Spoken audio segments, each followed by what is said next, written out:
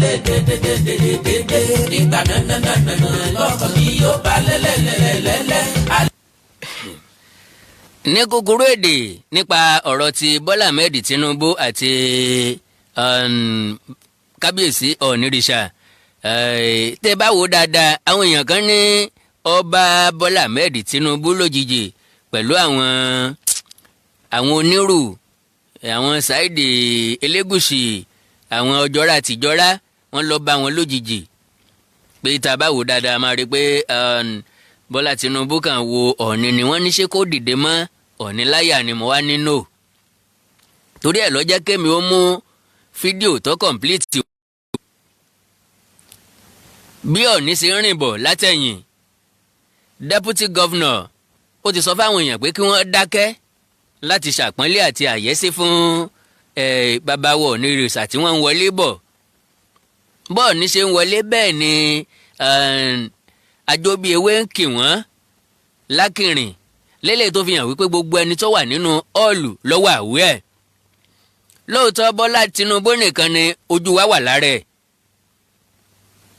but tá a bá ní ká wò dáadáa a máa rí i pé àwọn tó jẹ̀bi wọ́n pọ̀ gan-an kí ni pòsíṣàn Elégùṣì tó fi wà lórí ìjókòó ńgbà tó ní ń bọ̀ kí ni pòsíṣàn Ọ̀jọ́ra tó fi wà lórí ìjókòó ńgbà tó ní ń bọ̀ irú ọba wo ni onírù jẹ àdúgbò kan lẹ́kọ̀ọ́ ní irù àdúgbò kan lẹ́kọ̀ọ́ ní irù kì í ṣe gbogbo Èkó kí Olú lọ bá fún gbogbo Èkó Ẹlẹ́gbẹ́dá wà Onídìímù wà ọba wà níṣẹ́rí ọba wà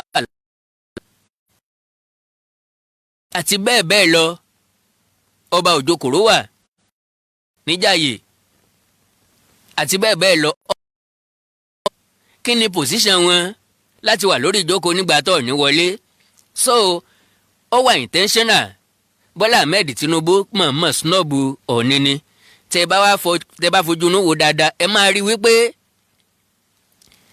Ọ̀ọ̀ni ṣẹ̀ṣẹ̀ fi ọwọ́ tọ́ Bọ́lá Tinubu lẹ́yìn kó tó wọ̀dọ̀ ẹni ilé ó yẹ kó rí bẹ́ẹ̀ nílẹ̀ Yorùbá lóòótọ́ èèyàn máa jẹ́ ọ̀rẹ́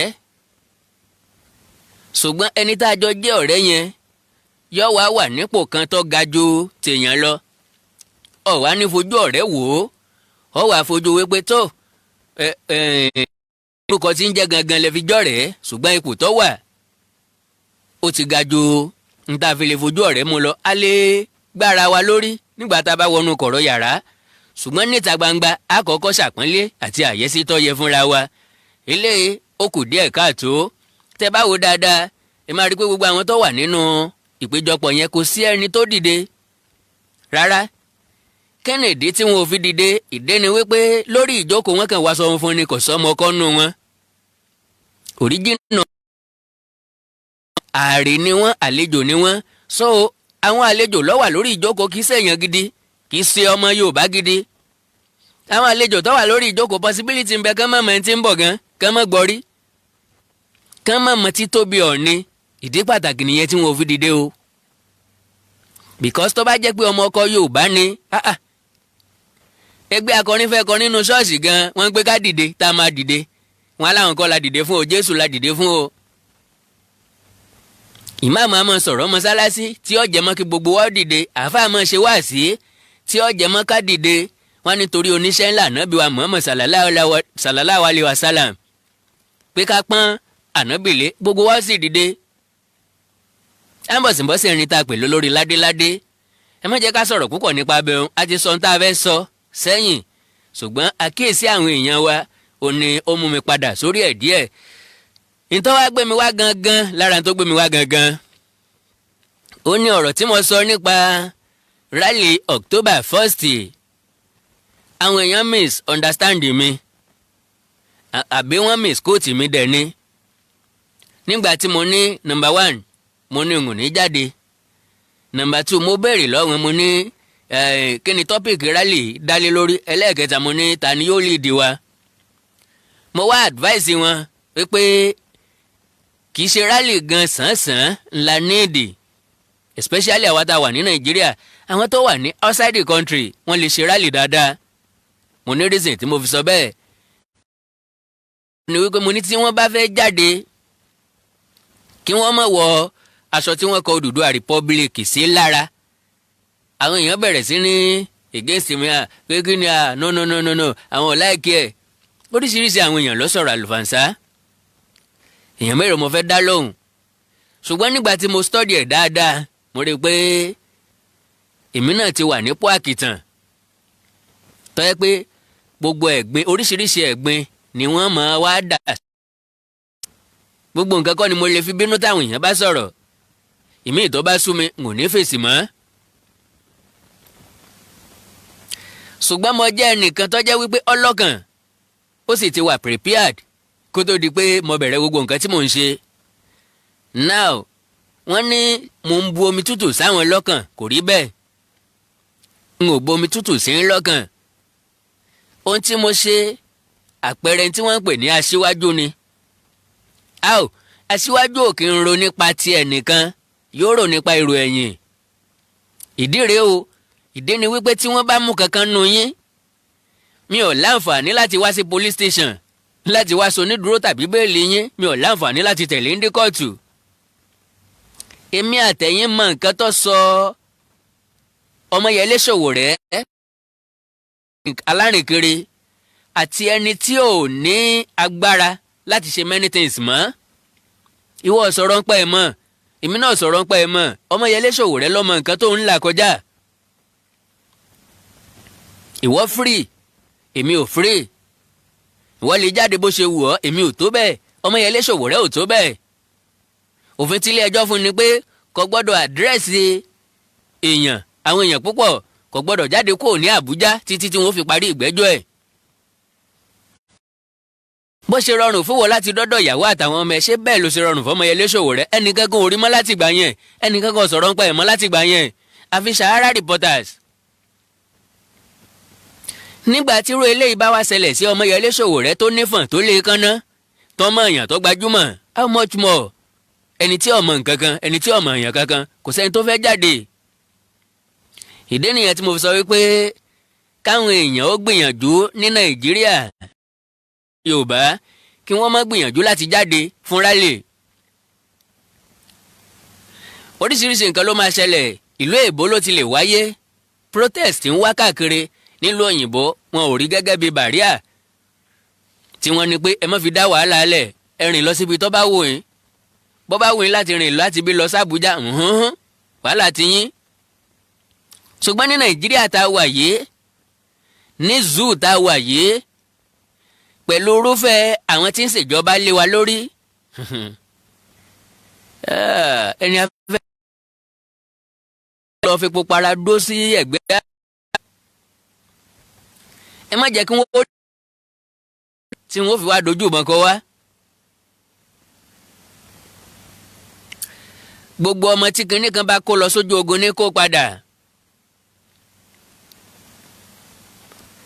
Ìfẹ́ ọkàn mi ò ní wípé lẹ́yìn October 1st kémi àti tún láǹfààní láti tó mọ gbọ́ra wa, a fẹ́ pàdánù ẹnìkankan bí ti wù ọmọ. Because ẹ̀yin tẹ́ fẹ́ jáde o, ọmọ ẹnìkan niyín, ọkọ ẹnìkan niyín, ìyàwó ẹnìkan niyín, ẹbí ẹnìkan niyín. Wáyé tí màá kàn wá sọ pé ókè torí pa fẹ́ ṣe rálì kò sí problem, ẹ jáde nígbà tí mo mewu tọrọ mọ́. Bí wọn ò bá wá yìnbọn mo lódì wa, tí wọ́n bá ń kó wa tì mọ́lé, tí wọ́n ń fi tíágà sílé wa tá a wá ń sáré àsádojúdélẹ̀. Èèyàn kan lè dédé jáde fún rálì nírú orílẹ̀-èdè tá a wà yìí. Tẹ́fẹ́ ṣe fáwọn ẹ̀ṣọ́ aláàbò security agency, ẹ gba proofer lọ́dọ̀ wọn kí wọ́n sọ pé okay peaceful protest lẹ pé o, ẹ ṣe wọ́ọ́rọ́wọ́ ni o, kọ́mọ́dìjà kọ́mọ́dì wàhálà. Gbogbo alámẹ́lẹ́ ìtọ́ kọjá lọ sẹ́yìn ìgbà tí wọ́n fẹ́ ṣe, àwọn ọlọ́pàá lọ kó amó tanki sí venue. Gbogbo ẹni tó ṣe léṣe nígbà yẹn, èmi àti ọ̀gbọ́n kankan nípa wọn mọ́ o. Àwọn tí wọ́n arrest nígbà yẹn, èmi àti ò láǹfààní láti gbọ́ nǹkan kan nípa wọn mọ́, àmọ́ pòsíṣàn tán wà dèní. sáàmù wá fira wa tàfàlà ni ìdí nìyẹn tí mo fi mú àbá wá wípé ẹ má jáde tẹ́ bá sì fẹ́ jáde láti protest mo fi Ọlọ́run Elédùmarè bẹ̀ mo tún bẹ̀ yín again ẹ má wọ nǹkan kan tí wọ́n ya fúláàgì Odùduwà sí sáyà tàbí tí wọ́n kọ Odùduwà Republic sí sáyà ẹ má wọ torí Ọlọ́run o ẹ má wọ̀ o because òfin bẹ pẹ̀lú ẹ̀ treason ni wọ́n ń pè é bí ìgbà téèyàn fẹ́ dojú ìjọba dé òní wọ́n ń pè é tá a bá ń fẹ́ Odùduwà Republic gbogbo nǹkan ló ní ìlànà àtọ̀ kò dìgbà tá a bá protest níbí ẹ jẹ́ káwọn tó wà lókè òkun kan bá wa protest níbi tọ́lọ́pàá ò ti lè arrest wọn tẹ́nìkan ò ti lè lọ mú wọn ní abroad má ka àwọn ìlú tí protest ti máa wáyé ní abroad gbogbo ẹ̀yin tẹ́ bá wà nílùú yìí mò ń bẹ̀ yín lórúkọ Ọlọ́run ẹ túyáyá jáde bẹ́ẹ̀ ṣe pọ̀ tó lọ́mọ Yorùbá ń bẹ̀. láwọn ìlú tí mo máa kà jáde ẹ túyáyá jáde gbogbo ẹ̀yin tẹ́ bá jọmọ Yorùbá láwọn ìlú yìí ó fẹ́ràn wa ó fẹ́ràn wa ó fẹ́ràn Oòduà Republic ó fẹ́ràn ẹ̀ dákun darapọ̀ mọ́ wa jẹ́ àjọ ṣe protest yìí. ìwọ lè má máa àǹfààní ẹ̀ lónìí o lè má mọ iye ẹ̀ lónìí ṣùgbọ́n àwọn ọmọ rẹ lẹ́yìn wa ò làwọn padà wá jẹ nínú ìgbádùn rẹ̀ ṣùgbọ́n tó bá kọ̀ wá kọ̀ọ̀kan mi sí wa lónìí tó ní wàhálà ilé ayé tiwa nìyẹn ká máa rán my dear brothers and sisters àwọn ọmọ rẹ ń bọ̀ wá bá ìyá wọn nínú páálí wọn jẹ́ completely wọn ò mú mi sí ni ẹnìkan ò ní kí n bá yan jiyàn rẹ̀. ìdí ni pé àwa tá ń protest tàbí tá a la fẹ́ protest tàbí tá a la fẹ́ restructuring tàbí Odùduwà Republic yìí asọyè ni a rí i pé wọ́n fi ẹ̀tọ́ wa dùn wá ìrẹ́jẹ ọ̀hún ti ń pọ̀ jù yàtọ̀ sí pé wọ́n ń rẹ́ wá jẹ a rí i nírìí wípé ìgbéyàwó yìí kò sí ayọ̀ níbẹ̀ mọ́ èèyàn kì í fagídí lé kinní tí ò le márèjì tí ò sí ayọ̀ ńbẹ̀ kéèyàn ó túká náà bàbá wa padà túká lẹ́rọ̀ wẹ̀lẹ̀ possibility ń bẹ ká padà fi tìpátìkókù túká eléyìí ni ọ̀wá ní wú èmi pé ká fi tìpátìkókù túká máa play voice kan fún yín lónìí mo sọ nípa ẹ̀ nínú ètò tí mo ṣe kọjá lọ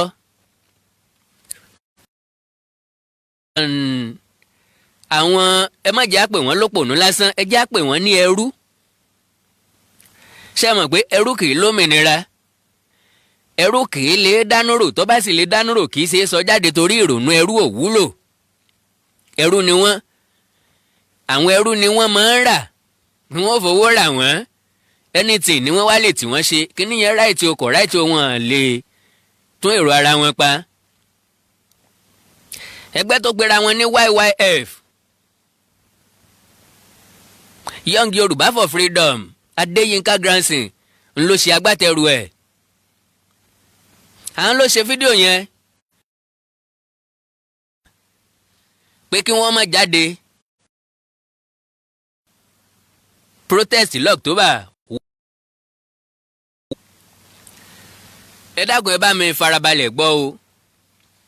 Hello bàbá ọ̀gá ẹ kú ní àsìkò yìí ẹ wò ẹ má bá èèyàn kan lọ ṣe ìwọ́de ní October 1st o kì í ṣe nǹkan tó dáa o àwọn ọmọ àlè Yorùbá kan tí wọ́n Tinubu kó débẹ̀ tó ń wá owó lọ́wọ́ ìjọba Haúsá Fúlàní tó jẹ́ pé Tinubu èyí Yorùbá man òun ló gbé débẹ̀ sódà tá a bá gbàjọba ní 2023 gbogbo ìyà tó fi ń jẹ Yorùbá gbogbo nǹkan tó ń bàjẹ́ ní 1966 ó máa dá padà so àwọn Yorùbá ọmọ àlè yìí tí ó jẹ́ pé kí ni wọ́n ń wò wọ́n láti 1966 nígbà tí Ìgbò tó ti bà gbogbo constitution wa jẹ́ òun ni mò ń sẹ́ǹdì sí yẹn pé kẹ́ máa wò tí bọ̀bọ̀ yìí ń jí àwọn èèyàn jí tó ń ta àwọn èèyàn jí ó ti ń ta àwọn èèyàn jí sí láti bí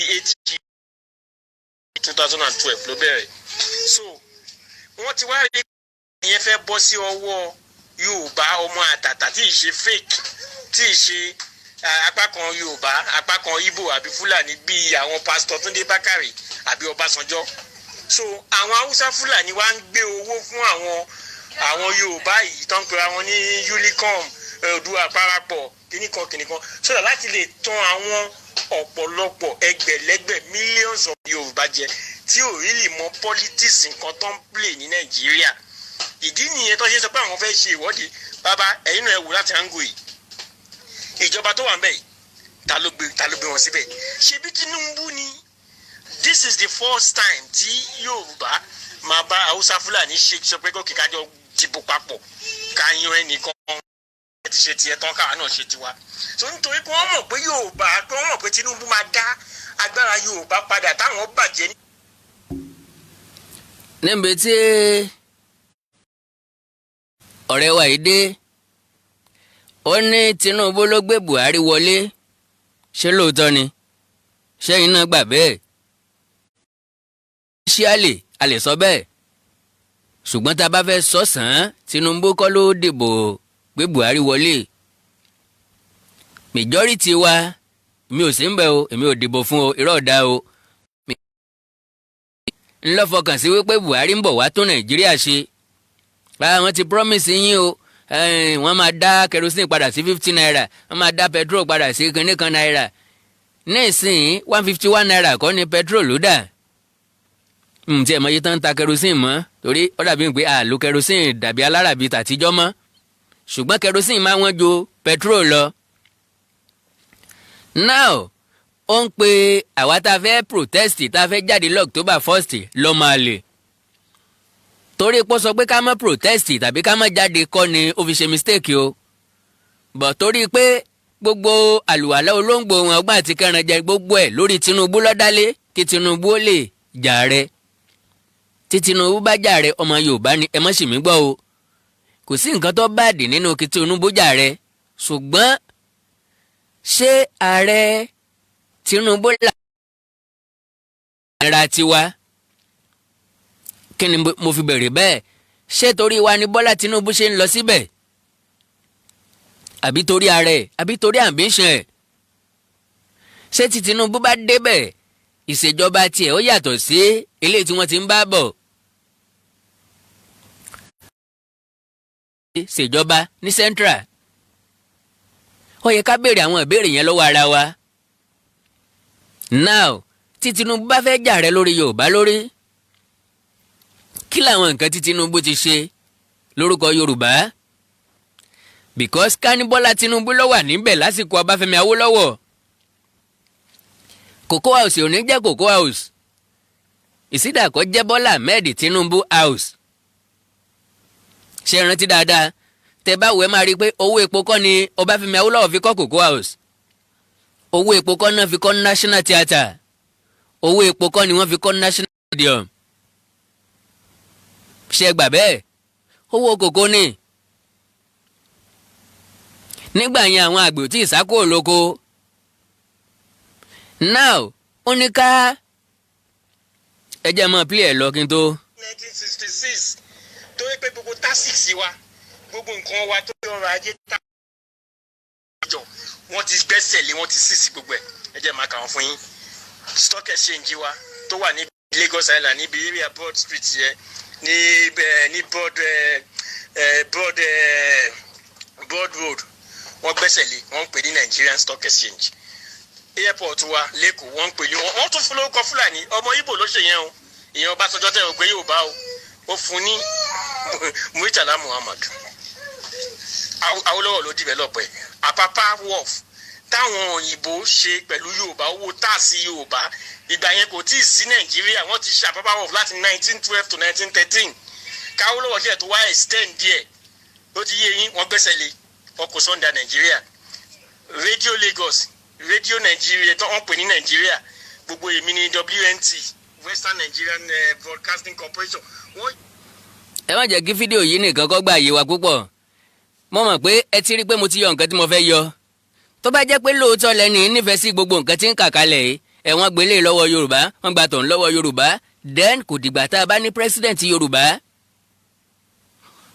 ìjà wa ó yẹ kó jẹ́ now or never either restructuring or Odùduwà Republic must be now not later tó bá jẹ́ pé lóòótọ́ la rí pé wọ́n yàn wá jẹ a sì fẹ́ kó nínú ìyà a fẹ́ kó nínú òṣì a fẹ́ kó nínú ìṣẹ́ tá a kóra wa sí a fẹ́ kó nínú márèèjì tí wọ́n ń fọ́ọ̀sì lé wa lọ́rùn yìí ó yẹ ká pèrò pọ̀ ní ìsìn láti jáde kó ní ìsìn kì í ṣe pé ká tún máa sún yà wá síwájú because Yorùbá lọ wọ́n bọ̀ wọ́n ní bí yà ò bá tí ì jẹ ni ìyà ń rí kinní kan panu lọ́wọ́ ni Ọlọ́run ní fìyà ṣe tiwa àwọn èèyàn kan ní Mr. a support restructuring tàbí Odùduwà Republic but ìgbà tó máa rọrùn dáadáa ni pé tí ọmọ Yorùbá bá jà rẹ ìgbà yẹn la tó máa láǹfààní láti ṣe nǹkan tó wù á mu ní mistake lẹ́ ń ṣe. ìlàyìn tọmọ Yorùbá bá jà rẹ mo nígbàgbọ́ 100% kò sí ẹni tó lè jẹ president tó máa fọwọ́ ara ìpín Nàìjíríà.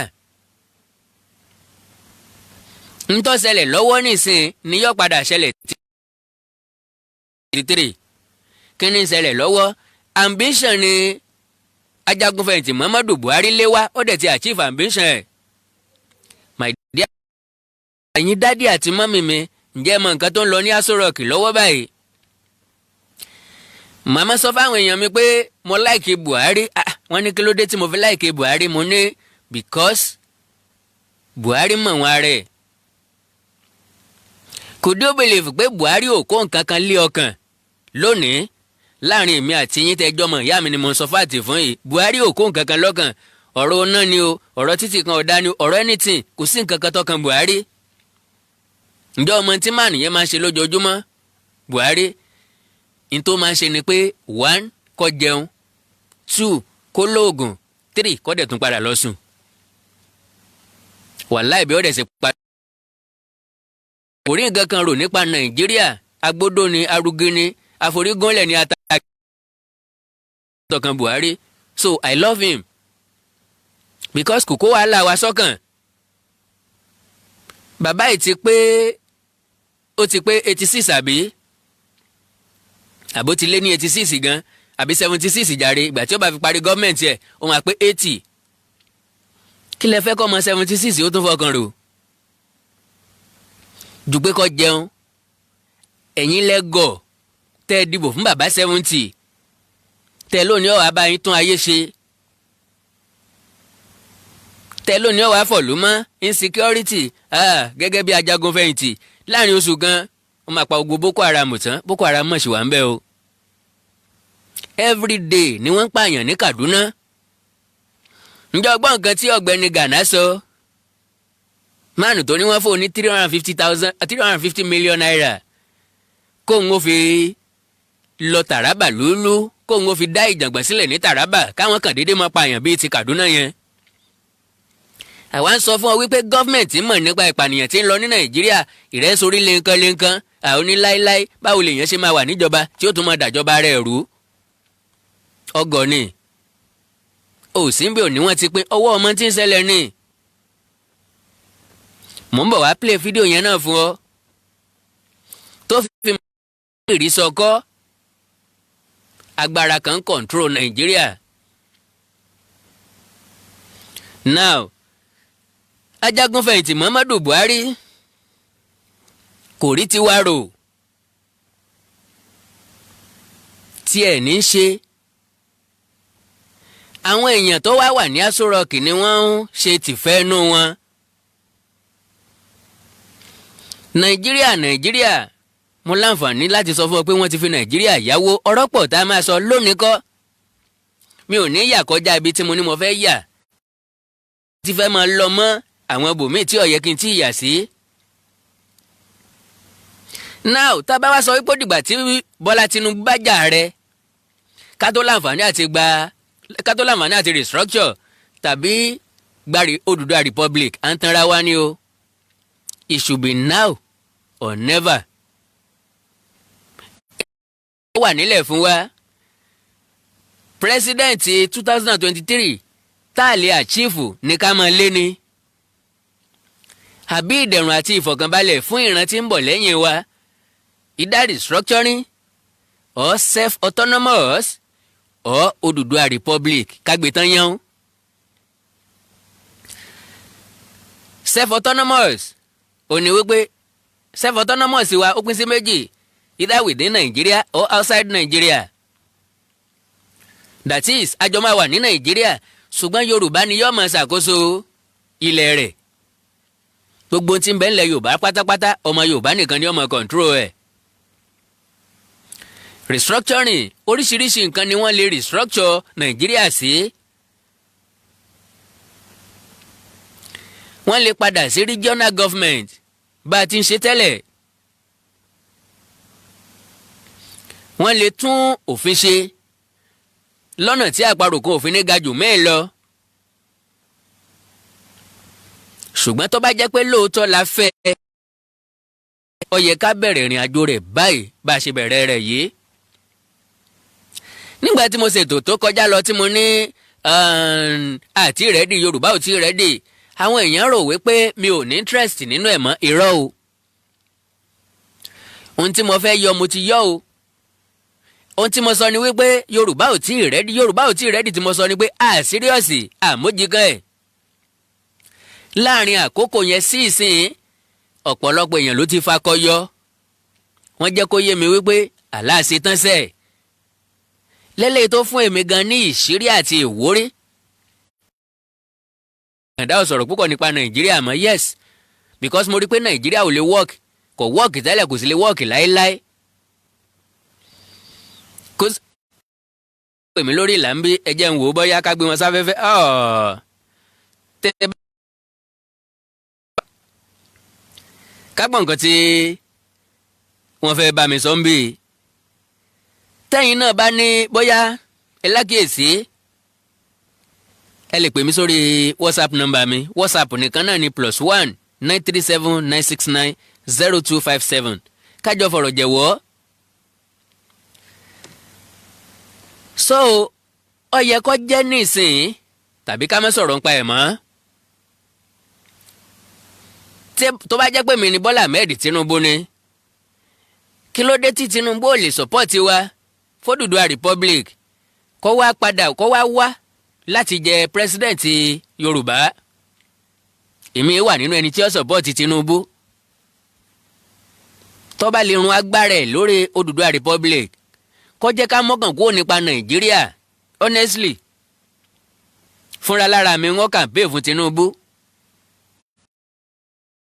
Ṣùgbọ́n tó bá jẹ́ lórí ọ̀rọ̀ 2023 ń bà á.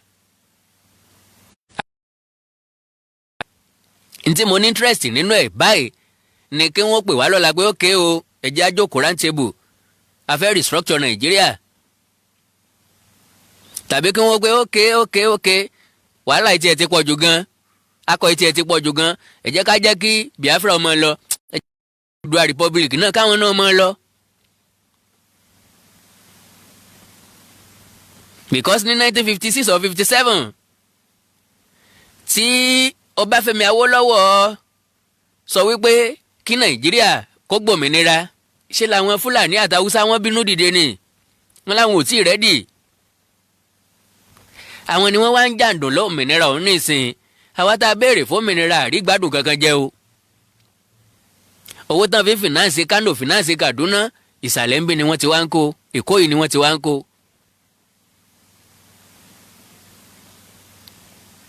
Èmi àti ẹ̀dẹ̀ lanu dẹ̀rẹ̀dẹ̀rẹ̀ kalẹ̀ bí ajá mi lọ́pàá bí ajá gbẹran lẹ́bu. Wọ́n ń kó ẹ̀tọ́ wa lọ sókè ọya. Tó bá dé airport nísìn gbogbo immigration tí ń bẹ́ńbẹ̀ ìdá kó jẹ́ 90 to 95% Fúlàní. Bó jẹ́ dé border custom Fúlàní. Embassies wa káàkiri Fúlàní. Ilẹ̀ Yorùbá ni because wọ́n mọ̀ pé àní sọ̀rọ̀ àfi ní ìsìn tá a ṣẹ̀ṣẹ̀ ń sọ̀rọ̀ yìí. Torí pé Yorùbá ní tá a bá léwúrẹ́ kan gànà yóò padà wá buni sán yóò yídú padà sí ni.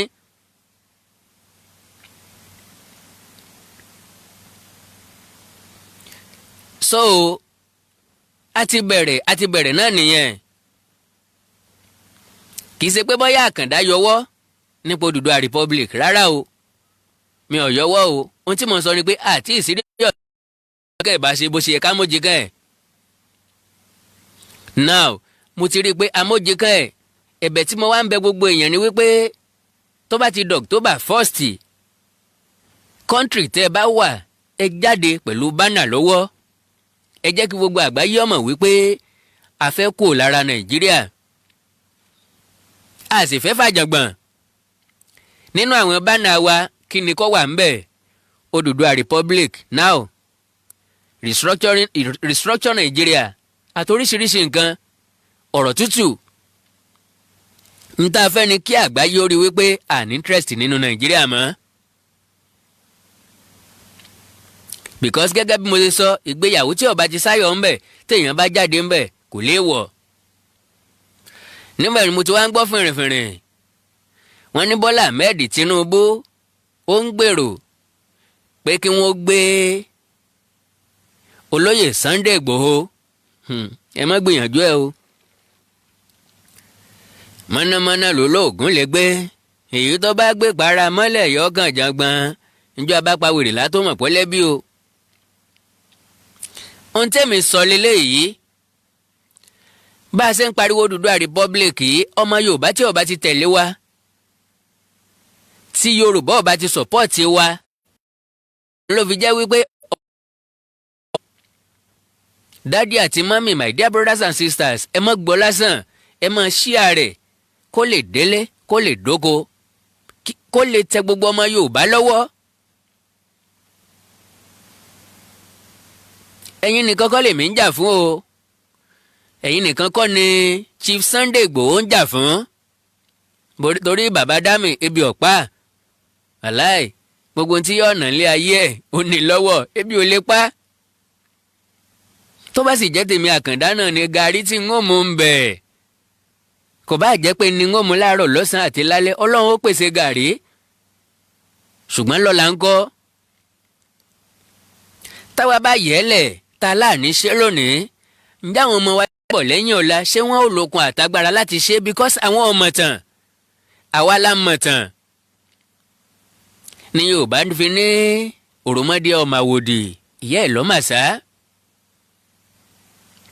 ẹni tí ọmọ tàn kò lè pé bí làlàlú wá dé ẹni tí ọmọ tàn kò lè pé lẹ́ bàbá mi ló débì àwa tá a mọ̀ tàn láà lè prove ẹ̀ wípé àwa la nílẹ̀ débì ìlú wa ló débì oko wa ló débì bẹ́ẹ̀ ṣe ń gbọ́ ẹ má gbọ́ lásán ẹ̀ share rẹ̀ ẹ̀jẹ̀ ó délé ẹ̀jẹ̀ ó dóko wípé Odùduwà Republic là ń fẹ́ and kí anybody kí wọ́n má gbìyànjú ẹ̀ láti súnmọ́ ilé Sunday Igboho pé àwọn ó mu àwọn ó gbé irọ́ o èdè ni pé kí ló sọ tó sọ jù ó ní a fẹ́ béèrè ẹ̀tọ́ wa tí wọ́n bá wá láwọn ò fún wa á wá béèrè lọ́wọ́ pé kí ló dé tẹ̀fílẹ̀ fún wa ṣé àti ìpọ̀ tó ni because mo kà lọ́jọ́ sí more than 30 or 40 countries ní ó tó Nàìjíríà ní ó tó state kan ní Nàìjíríà tí wọ́n dẹ̀ dá wà as a country Yorùbá nìkan ti lé ní 50 million people àti tó dá dúró gẹ́gẹ́ bí orílẹ̀-èdè Bọ́lá Tinubu lè wá láti wá jà ààrẹ wa ṣùgbọ́n kó jájọ jàjà yìí lájàyè náà because èmi ò rí gẹ́gẹ́ bí ààrẹ ní 2023 lóòótọ́ èmi kọ́ lọ́lọ́run o Ọlọ́run sì ní fìyàn jọba o ṣùgbọ́n I don't see him there mo tún rí Fúlàní títún padà bọ̀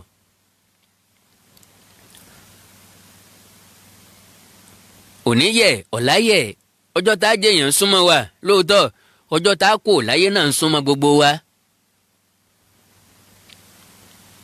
ntá bá wá dà àbí ntá dà kọ̀ọ̀kan Ọlọ́run o complete ọdún 5 láti waste nínú ìjọba Buhari èmi àtẹ̀yìn àbí kí ló ṣe nothing kí ló ń ṣe lọ́wọ́ nothing kí ni ó padà ṣe nothing bàbá ń sùn ó ń jẹun ó sì ń lóògùn ni bí ó dẹ̀ sì parí tẹ́nu ẹ̀ nìyẹn tó bá dẹ̀ parí ẹ̀ Haúsá Fúlàní nígbàgbọ́ wípé ogún ìbí àwọn ní Nàìjíríà kò sẹ́ni tó lè gbà lọ́wọ́ àwọn ọjọ́ wo láwa ṣerúdà nínú nǹkan tá a jọ sọ wípé a jọ ní wọ́n lé wa sẹ́yìn nínú gbogbo nǹkan àwọn nìkan jókòó sí tébù wọ́n ń jẹ kéèkì tó jẹ́ ti gbogbo wa àwa tébùrù bóyá ìrúnrún rẹ̀ ọjà álẹ̀ làwa ń rí gbà bọ́wọ̀ kọ́sítọ́ọ̀mù tilẹ̀ Yorùbá ní ó le tìpọ́n tìran tọ̀dọ̀ wọn ẹ̀rọ wẹ̀lẹ̀ ni bọ́wọ̀ ṣe ológun bọ́wọ̀ ọlọ́pàá bó ṣe gbogbo ẹ̀ bọ́ gbàgbéga lẹ́nu iṣẹ́ ilẹ̀ Yorùbá ní ti ń nira kì í nira lọ́dọ̀ tiwọn sáwọn nìkan ló wáyé ni sáwọn nìkan ló ní Nàìjíríà ni ọjọ́ wo la fẹ́ ṣe léèdà ó ní mo fi ní kémi àtẹ̀yìn ọjọ́ máa sọ kí tí wọ́n máa gbọ́ wípé ìra ọgbọ́dọ̀ rin Sunday Igboho òun la kí ọmọ tá a rí tó jáde síta the best thing ni pé ká support ẹ̀ nínú àtìlẹ́yìn ntọ́ bá ti mú Yorùbá tá a fi support Sunday Igboho lọ́tẹ̀ yìí tẹ́nìkan báyìí dún màwòrò mọ́ honestly gbogbo wọ́ yọwọ́ lórí ọ̀rọ̀ Yorùbá a jẹ́ pé ká máa rún ìyá wa lẹ́nu lọ. ìyẹn ti túmọ̀ sí wípé ẹni àmọ̀rí ìbá àkúlẹ̀ fi wá ṣe ìwọ̀nba àwa kọ̀ọ̀kan tí ń sọ̀rọ̀. bẹ́ẹ̀ ni wá ṣe kò lórí Àmọ̀tẹ́kùn bó tiẹ̀ jẹ́ pé kò rúwú kẹ́ mọ́ ẹ jẹ́ kọ́ nu owó kò bẹ́ẹ̀ náà lórí restructuring àti Oòduà Republic. ẹ jẹ́ ká mọ́kàn kúrò nínú 2023 presidency torí pé kò sérè tá a fẹ́ jẹ́ ń bẹ̀ dèdèrìn òpònú yẹn ní láti 1966 ni wọ́n ti tún òfin ṣe látìgbà yẹn láti ń sọ́fàdé sí i ó la wà láyé àsọ̀rọ̀ ńgbà yẹn ó ponú ni ó fọ́nú ni. ìkọ́sọ́ yẹ kọ́ mọ̀ pé látìgbà náà láti ń sọ̀rọ̀ ṣùgbọ́n ìjọba ológun ò ṣe é fèsì ńbo ló ń wà sóhun ò sí láyé ni òun náà ò ṣe sọ̀rọ̀. ọmọ àtòkò wa balẹ̀ jẹ́ ọmọ ìrankíran aṣọ ọ̀nà tí fìyẹ́ ẹ̀ gbọ́pọ́ ọlọ́mọ àlè làwọn tó bá jáde ọmọ àlè ń bá bẹ́ẹ̀.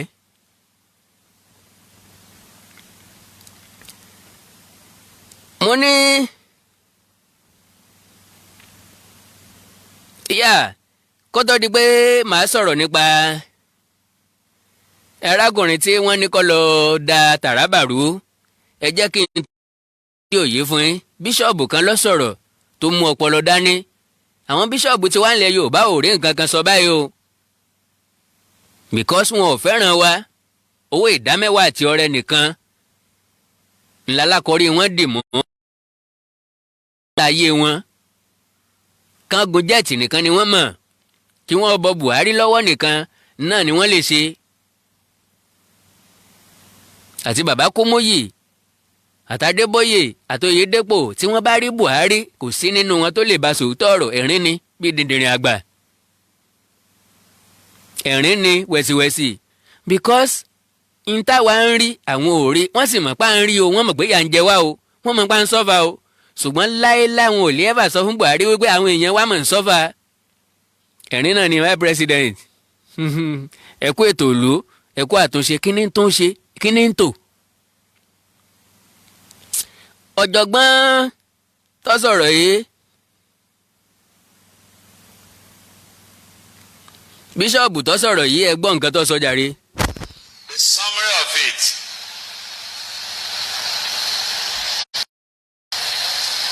The summary of it is that we cannot run away from this stark reality that Nigeria has to be restructured.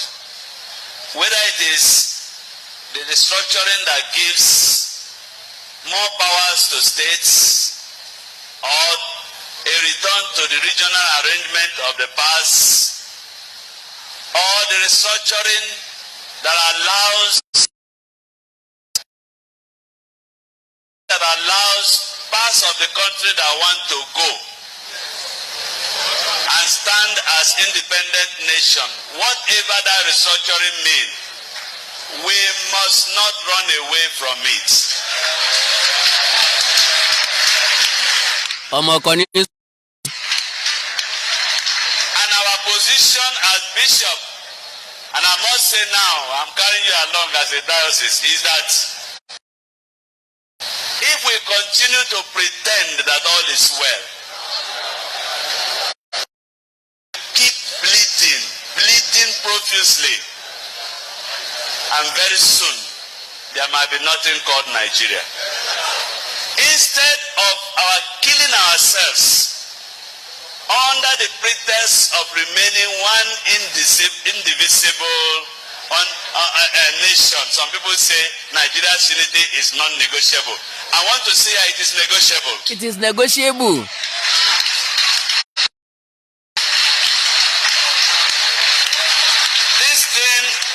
This thing is like marriage. You don't force two people to get married. We have been forced into a marriage that is hurting us. And every day we are dying and pretending to be one. Please, instead of our killing ourselves, and there will be no Nigeria left, let us come to a round table like this. Bring Nigeria as a cake. Bring one big knife and share the cake. Share the cake. Share the cake. God bless you, Bishop. Àwọn tá ń pè lórí ẹ̀sìn gidi nu, yes, tí wọ́n iso lórí ẹ̀sìn. Àwọn olórí ẹ̀sìn làwa ní. Káwọn dá skul lẹ́jẹ̀ràn ni wọ́n mọ̀. Mẹ̀kúnnù ibà mọ́ lórí ọ̀fẹ́ àti lọ síbẹ̀. Tó wo tí wọ́n bá sá ti ń pé. Kò sí nǹkan tó bá dínú ẹ̀. Kí wọ́n máa san ẹgbẹ̀lẹ́mùkún mílíọ̀nù náírà láti sanwó ibi tán páàkì jẹ́ẹ̀tì sí ní airport. Kò sí tó bá dín bẹ̀. Tí ẹ̀yà wọn tó bá lè máa jìyà kó máa rún yà lẹ́nu bíi pákó forever, wọn ò rí nǹkan tó burú nínú ẹ̀. Ó ní àwọn èèyàn kan máa sọ wípé Nigeria unity is non-negotiable. Ó ló wà negotiable, which is very very true. Ó wà negotiable. Má foko mi sọ̀nà, ọjọ́ kan lèèyàn kọ́. Ẹnu labẹ́rẹ́ fi ta sọ sí. Ọ̀rọ̀ ló kó wa pọ̀, ọ̀rọ̀ náà ni ó padà tú wa ká. Ó wá bẹ́tà ká fi tùbẹ́ ìnàbẹ́ túká. Ká lè láǹfààní àti tó mọ bára wa ṣe. Títúká tá a fẹ́ túká, àsọ pé kí Yíbò ọmọ lọlẹ̀ Yíbò, èmi ò ní gbàgbọ́ nínú yẹn. Ṣùgbọ́n kó dúró sílẹ̀ Yorùbá pẹ̀lú òfin Yorùbá. Àbọ̀mọ Yíbò tó ti kọ́lé sí Lẹ́kí ṣẹ́ wòlé ẹ̀rin àbẹ́gbèrú lẹ́yìn kọ́ máa gbé lọ. Ọmọ Yorùbá tó ti kọ́lé sí Sàǹfàrà tó kọ́lé sí Nasarawa àbí Kano sẹ́ẹ̀nì kó rulé ẹ̀ lérí kọ́ máa gbé lọ. Bó tiẹ̀ jẹ́ pé Yorùbá àti Yíbò lọ́gọ̀ jù. Mi ò ṣe mistake. Àwa àti Yíbò la gọ̀ jù. Kínìdí ẹ̀gọ́ wa ni pé Yorùbá àbí Fúlàní ò lè wà nílùú onílùú kọ́kọ́ máa ń ṣàn bẹ́ẹ̀. Ẹ tún lọ wádìí ẹ̀ dáadáa. Fúlàní ò lè ever wà nínú ìlú onílùú kọ́kọ́ lé ńlá rẹ̀gẹ̀dẹ̀ bẹ̀ tàbí kọ́ra mọ́tò tó dáa síbẹ̀. No. Rárá. Sábò ni wọ́n wà làwọn Haúsá wà. Bẹ́ẹ̀dì tí wọ́n fi sùn gan kọ́dà kéèyàn ó jí gbé kò sí tí ó fi ṣe. Àwa là á falẹ̀ ya nílùú onílùú. Là á kọ́ mansion sílùú onílùú, là á kọ́ estate sílùú onílùú, là á ní property sílùú onílùú. A kì í ro pé tí nǹkan tó bá tiẹ̀ di hele lọ́la. Yorùbá ò kì í rò nípa ẹ̀, Yíbò ò kì í rò nípa ẹ̀, ibikíbi tán bá ti dé ilé ọ̀wọ̀ ni wọ́n kà á kún. Ní ìsìn ńlọ́yẹ ká mọ preach gospel Odùduwà Republic àti restructuring ẹjẹ́ àmú fẹ̀gbẹ́kẹ̀gbẹ́. Tí kan ò bá bọ́ sí kíkan bọ́ sí létà ìkan eléyìí tí ò bọ́ sí ó bọ́ sí. Tí wọ́n bá ní ká restructure, yes, ẹjẹ́ àjókòó yìí tí tábìlì po ọ̀yá ẹjẹ́ restructure Nàìjíríà. Tán bá ti restructure ntẹ́mi sáàfẹ́ ni wípé kí Yorùbá ṣàkóso lórí nǹkan tó jẹ́ ti Yorùbá. That is all. Ẹ jẹ́ kọ́ ọmọ Yorùbá wà ní bọ́dà nínú kọ́sítọ́ọ̀mù tiwa. Inú ọlọ́pàá sọ́jà kọjọ́ ọmọ Yorùbá. Yorùbá immigration kọjọ́ ọmọ Yorùbá. Àwọn tí ó wà lápapá wọ́ọ̀f kọjọ́ ọmọ Yorùbá. Then ilé tó bá kù sálùbáríkà. Ntí táwa ń fẹ́ nìyẹn. So restructuring tàbí Oòduà Republic non-negotiable lọ́yẹ̀ kó jẹ́. Ẹ má gbàgbé o, ọmọ Yorùbá tí ó bá ti sọ̀pọ́ọ̀tì wa nísìn, tẹ́ ẹ bá ti lè sọ̀pọ́ọ̀tì wa nísìn, tẹ́ ẹ fi wá ṣe mọ́ ọjọ́ lọ́mọ ń wẹ̀yìn rẹ. àní sọ á lórí ọ̀rọ̀ Yorùbá mọ́. ni mo fi sọ wípé láwọn kọ́ńtírì wọ̀nyí tó bá ti di October 1st ẹ jáde ẹ túyáyá jáde. gbogbo ẹ̀yin tẹ́ wà lọ́ọ̀jíríà kọ́lọ́ ń jẹ́ rìnnà rí kíní dáadáa o pẹ̀lú àwọn ojú mi. ẹ̀yin tẹ́ wà ní Orgias wọ́n ní ibi tẹ́ ti pàdé ní 7 Ṣẹ́mi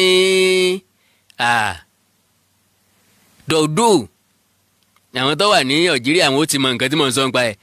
ẹ̀yin tẹ́ wà ní Angola Luanda ilẹ̀ tí máa kóra jọ gbogbo ẹ̀yin tẹ́ wà láǹgólà pátápátá tó bá ti di October 1st gẹ́gẹ́ bí ọmọ Yorùbá àtàtà ẹ jáde ẹ lọ síbẹ̀ lọ́pọ̀ yanturu ni o. ẹ̀yin tẹ́ wà ní Argentina Bueno ló ti máa wáyé, Australia ó máa wáyé ní Canberra, Austria ó máa wáyé ní Vietnam. ẹ̀yin tẹ́ wà ní Bangladesh Dhaka ni yóò ti wáyé, ẹ̀yin tẹ́ wà ní Belgium Brussels ni yóò ti wáyé ilẹ̀ tí máa kóra jọ. ẹ̀yin tẹ́ wà ní Benin Republic ìlú Kútọ́nù náà ni ẹ ti kóra yín jọ lọ́pọ̀ yanturu.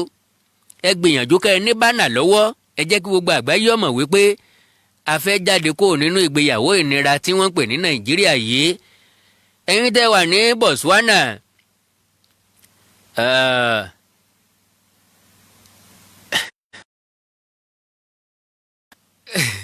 Gaborone àbí Gaborone ló ti máa wáyé. ẹ̀yin tẹ́ wà ní Brasilia ló ti máa wáyé. tẹ́ wà ní Burundi Bujumbura ló ti máa wáyé. ẹ̀yin tẹ́ wà ní Burkina Faso ó máa wáyé ní Ouagadougou àbí Ouagadougou. ẹ̀yin tẹ́ wà ní Cameroon ó máa wáyé ní Buea àti Douala. ẹ̀yin tẹ́ wà ní Canada Ontario ló ti máa wáyé. ẹ̀yin tẹ́ wà ní Central Africa Republic ó máa wáyé ní Bangui. ẹ̀yin tẹ́ wà ní Chad ó máa wáyé ní N'Djamena ó máa wáyé ní Beijing. ẹ̀yin tẹ́ wà ní Congo ìyẹn Democratic Republic of Congo ó máa wáyé ní Kinshasa. ẹ̀yin tẹ́ wà ní Congo Republic of Congo ó máa wáyé ní Brazzaville. ẹ̀yin tẹ́ wà ní Côte d'Ivoire yóò wáyé l'Abidjan. ẹ̀yin tẹ́ wà ní Egypt ó máa wáyé ní Cairo Samalek. ẹ̀yin tẹ́ wà ní Cuba ó máa wáyé ní Havana. ẹ̀yin tẹ́ wà ní Equatorial Guinea ó máa wáyé ní Malabo Guinea. ẹ̀yin tẹ́ wà ní Ethiopia ó máa wáyé ní Addis Ababa. ẹ̀yin tẹ́ wà ní France Paris ló ti máa wáyé lẹ́tí máa kóra yín jọ. ẹ̀yin tẹ́ wà ní Gabon Libreville ló ti máa wáyé. ẹ̀yin tẹ́ wà ní gbogbo ẹ̀yin tẹ́ wà nílùú yẹn bí mi ò bá pronounce ẹ̀ dáadáa ẹ ti mọ ibi tí mò ń dárúkọ. ẹ̀yin tẹ́ wà ní Gambia ó máa wáyé ní Banjul. ẹ̀yin tẹ́ wà ní Germany ó máa wáyé ní Berlin. ẹ̀yin tẹ́ wà ní Ghana Accra ló ti máa wáyé. ẹ̀yin tẹ́ wà ní Greece ó máa wáyé ní Athens. ẹ̀yin tẹ́ wà ní Guinea ó máa wáyé ní Conakry. ẹ̀yin tẹ́ wà ní Hong Kong ó máa wáyé ní Wonchui ó máa wáyé ní Wonchai. ẹ̀yin tẹ́ wà ní Hungary ó máa wáyé ní Budapest. ẹ̀yin tẹ́ wà ní India ó máa wáyé ní New Delhi. ẹ̀yin tẹ́ wà ní Indonesia ó máa wáyé ní Jakarta. ẹ̀yin tẹ́ wà ní Iran ó máa wáyé ní Tehran. ẹ̀yin tẹ́ wà ní Baghdad ó máa wáyé ẹ̀yin tẹ́ wà ní Baghdad ó máa wáyé ní ẹ̀yin tẹ́ wà ní Iraq jàre ó máa wáyé ní Baghdad. ẹ̀yin tẹ́ wà ní Ireland gbogbo ẹ̀yin tí Ireland Dublin lẹ́tí máa kóra yín jọ. ẹ̀yin tẹ́ wà ní Israel ó máa wáyé ní Tel Aviv. ẹ̀yin tẹ́ wà ní Italy Rome lẹ́tí kóra yín jọ. gbogbo ẹ̀yin tí Jamaica Kingston lẹ́tí máa kóra yín jọ. ẹ̀yin tí Japan Tokyo ni láti kóra wa jọ. ẹ̀yin tí Jordan ó sọrí ẹrù o anima ló ti máa wáyé àbí nǹkan. ẹ̀yin tẹ́ wà ní Kenya Nairobi ló ti máa wáyé. ẹ̀yin tẹ́ wà ní Korea South ó máa wáyé ní South ó máa wáyé ní Korea North náà. ẹ̀yin tẹ́ wà ní Kuwait ó máa wáyé ní Awali. ẹ̀yin tẹ́ wà ní Lebanon ó máa wáyé ní Beirut. ẹ̀yin tẹ́ wà ní Liberia ó máa wáyé ní Monrovia. ẹ̀yin tẹ́ wà ní Libya ó máa wáyé ní Tripoli. ẹ̀yin tẹ́ wà ní Malaysia ó máa wáyé ní Kuala, ẹ̀yin tẹ́ wà ní Mali ó máa wáyé ní Bamako, ẹ̀yin tẹ́ wà ní Mauritania ó máa wáyé ní Novak, ẹ̀yin tẹ́ wà ní Mexico City, tẹ́ wà ní Mexico ó máa wáyé ní Mexico City, ẹ̀yin tẹ́ wà ní Morocco ó máa wáyé ní Rabat, ẹ̀yin tẹ́ wà ní Mozambique ó máa wáyé ní Maputo, Namibia, ẹ̀yin tẹ́ wà ní Niger ó máa wáyé ní Niamey, ẹ̀yin tẹ́ wà ní Philippines ó máa wáyé ní Manila, ẹ̀yin tẹ́ wà ní Pakistan ó máa wáyé ní Islamabad, ẹ̀yin tẹ́ wà ní Poland ó máa wáyé ní Warsaw, ẹ̀yin tẹ́ wà ní Portugal ó máa wáyé ní Lisbon, ẹ̀yin tẹ́ wà ní Romania ó máa wáyé ní Bucharest, ẹ̀yin tẹ́ wà ní Russia ó máa wáyé ní Moscow, ẹ̀yin tẹ́ wà ní Sao Tome ó máa wáyé ní ẹ̀yin tẹ́ wà ní Saudi Arabia Riyadh ló ti máa wáyé, ẹ̀yin tẹ́ wà ní Senegal ó máa wáyé ní Dakar, ẹ̀yin tẹ́ wà ní Sierra Leone ó máa wáyé ní Freetown, ẹ̀yin tẹ́ wà ní Singapore ó máa wá ní Show House, ẹ̀yin tẹ́ wà ní South Africa ó máa wá ní Sunnyside ó máa wáyé ní Sunnyside àti Johannesburg, ẹ̀yin tẹ́ wà ní Spain Madrid ló ti máa wáyé, Madrid ní kẹ́ ẹ ti kóra yín jọ lọ́pọ̀ yanturu, ẹ̀yin tẹ́ wà ní Sudan Khartoum ní kẹ́ ẹ ti kóra yín jọ, ẹ kóra yín jọ ní Stockholm, ẹ̀yin tẹ́ wà ní Switzerland ní Belleville, ẹ̀yin tẹ́ wà ní Syria ẹ kóra yín jọ ní Damascus, ẹ̀yin tẹ́ wà ní Tanzania ẹ kóra yín jọ ní Dar es Salaam, ẹ̀yin tẹ́ wà ní Thailand ẹ kóra yín jọ ní Bangkok, ẹ̀yin tẹ́ wà ní Togo ẹ kóra yín jọ ní Lomé, ẹ̀yin tẹ́ wà ní Tunisia ẹ kóra yín jọ ní Tunis, ẹ̀yin tẹ́ wà ní Trinidad and Tobago Spain, ẹ̀yin tẹ́ wà ní Turkey ẹ kóra yín jọ ní Ankara, ẹ̀yin tẹ́ wà ní United Arab Emirates UAE ẹ kóra yín jọ ní Abu Dhabi, ẹ̀yin tẹ́ wà ní Uganda ẹ kóra yín jọ ní Kiev, United Kingdom ẹ kóra yín jọ ní London, United States of America ẹ kóra yín jọ ní Washington àti Atlanta, ẹ̀yin tẹ́ wà ní Venezuela àti bẹ́ẹ̀ bẹ́ẹ̀ lọ ẹ kóra yín jọ láwọn ìlú yìí. Ẹ jẹ́ kí gbogbo wọn jáde láti sọ fún wọn wípé ìgbéyàwó tí wọ́n ń pè ní Nàìjíríà ó ti sú wa. Àkàndá kó tó di pé màá máa lọ mo ní kí n sọ fún yín kí n béèrè lọ́wọ́ yín nípa arákùnrin kan Gana lórúkọ ẹ̀ tó ní àwọn kan gbé ní kóun wá lọ kóun máa dà lóró ní Taraba wọ́n ní kóun wọ́n lọ dà lóró ńbẹ̀. So ìgbà tí wọ́n béèrè pé èló ló ń gbà ó ń béèrè lọ́wọ́ wọn wípé kí wọ́n fún un ní 1 billion naira wọ́n ló ti pọ̀ jù. mọ́gbọ́n ẹnìkan ìgbẹ́nu ọlọ́kùnrin mọ́gùn ẹgbọ́n kan tí arákùnrin sọ fún rẹ̀.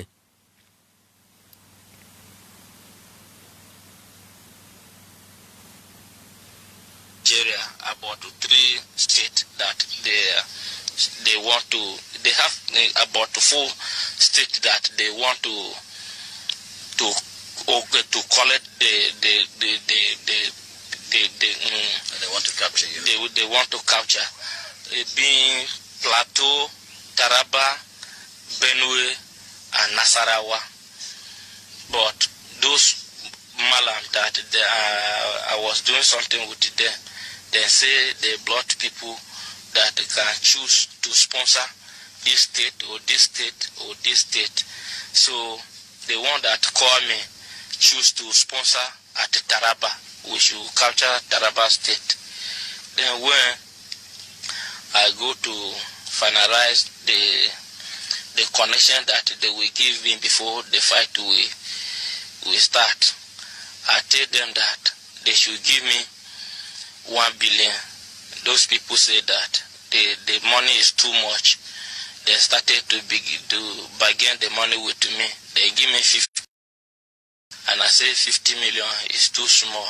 They should give me at least 750 million, so that the Taraba state have Adabarak, have many security inside. So they should give me the money so that with the security we can make on how the fight will go on. So those people say that the price is too much. Then give me 350 million. Then me, I refuse to fight on 350 million. Then did you collect the money? No. When I refused, they didn't give me because the money that they said they will give me 350 million was too small. Okay, kí ni mo fẹ́ mú jáde nínú fídíò tí mo play yẹn? Ó ní wípé ó ní tí wọ́n bá fún àwọn níbi 750 million naira, àwọn máa lè negotiate pẹ̀lú àwọn security agents so that àwọn ó lè wọlé sí Taraba. Àwọn kan máa pààyàn bó ṣe wà wọ́n, máa dà lóru bó ṣe wà wọ́n, ẹnìkan kan ò sì ní rí àwọn mú. Àwọn security agency ló máa sọ àkókò táwọn ò ní sí ń ta àkókò tí wọ́n lè wọ̀lú. Ni mo fi sọ fún yín wípé gọ́fìmẹ̀ntì mọ̀ nípa ìdàlóró tí ń wáyé ní Nàìjíríà. Ṣé ẹ gbàgbé mo sọ lọ́dún tó kọjá tó ti sọ lọ́dún yìí wípé èròǹgbà ajagunfẹ̀yìntì Muhammadu Buhari pẹ̀lú Fúlàní wọ́n capture gbogbo Nàìjíríà. Ẹ gbọ́ pé ó dárúkọ state mẹ́rin pé wọ́n ní káwọn capture ẹ̀. State kan tí wọ́n gbé sí ìkẹ́ àwọn ní Taraba. Tí wọ́n bá ti capture mẹ́rẹ̀ẹ̀rin, my dear brothers and sisters, ibi tọ́kàn wọn wà gangan south ni. Ṣùgbọ́n wọ́n wò wípé ilé láti kẹsàn-án ròde káwọn kọ́kọ́ fà pẹ́. N ló fi jẹ́ pé wọ́n ń pààyàn ní Kaduna lójoojúmọ́ tẹ́nìkan kò sì rí wọn mú.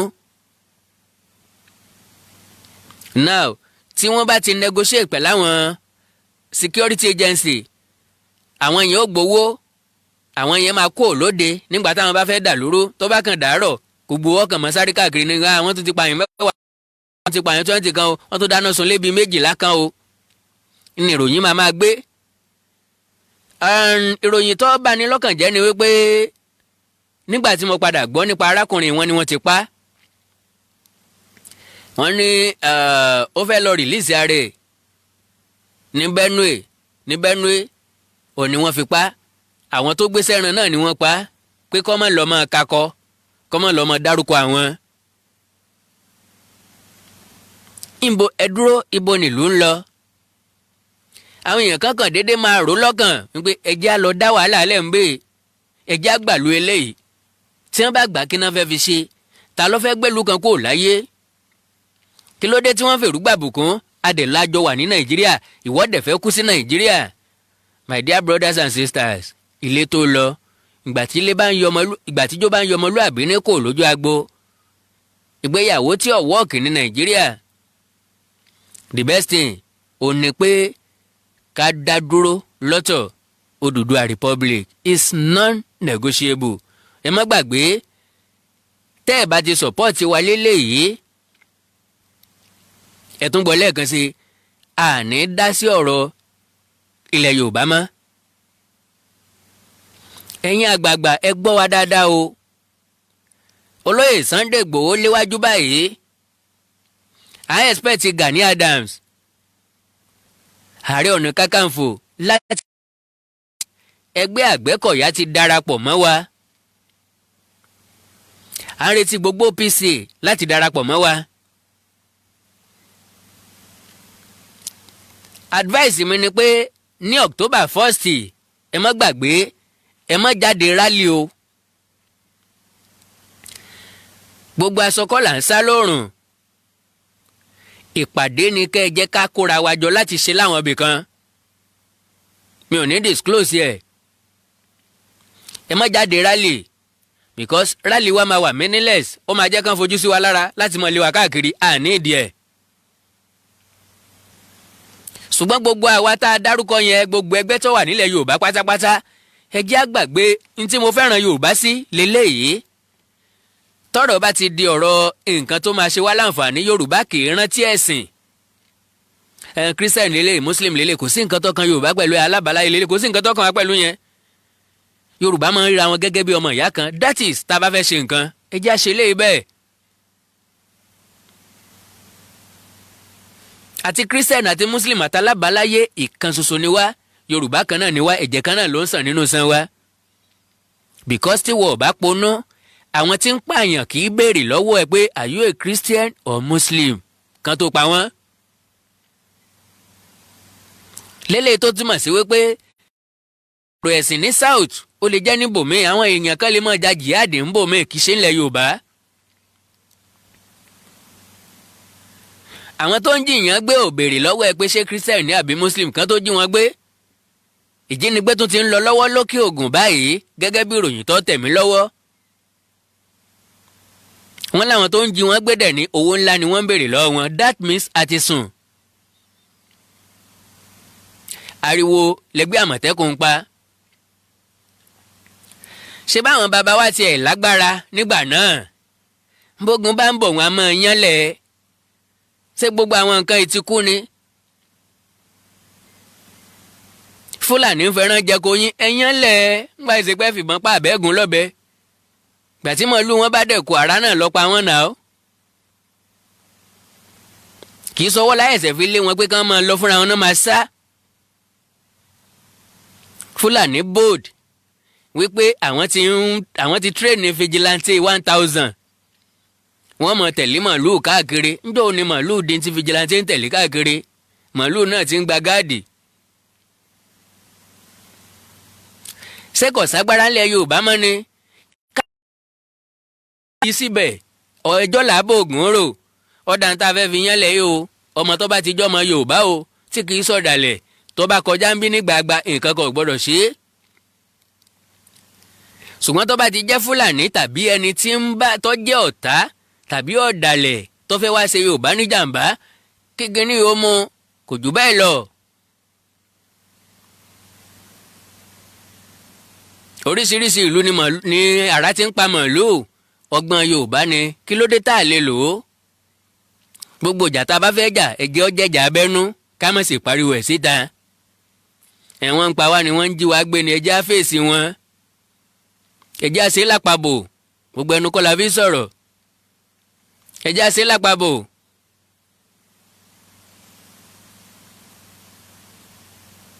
ìgbà táwọn náà bá ń sọnù tọ́mọ wọn ò délé pé wọ́n mọ̀ wípé nǹkan kan ń ṣẹlẹ̀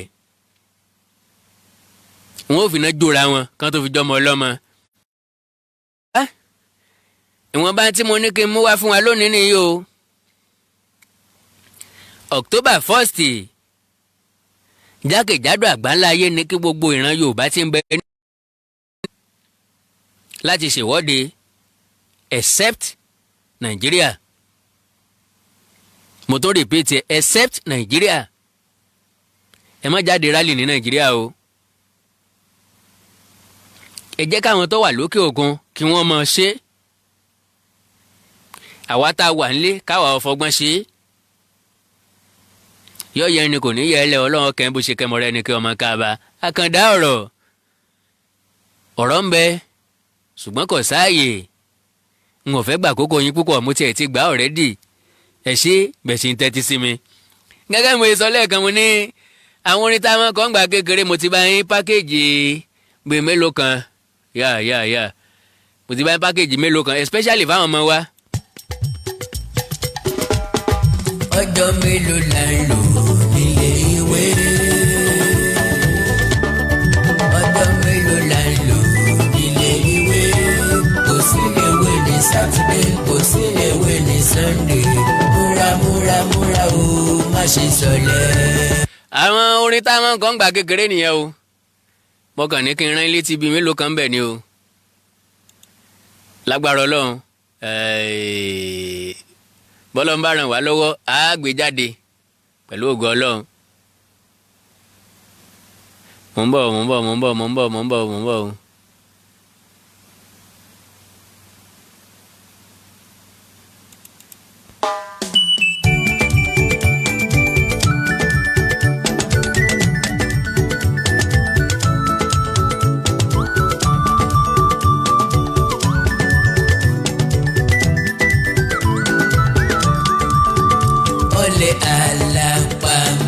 ṣiṣẹ́ olè ká sọ ìyàbò rẹ̀ sùn ẹni bọ̀lẹ̀ kò rọ̀ mọ́ bí ẹ wá wáyé ọ̀lẹ́ o.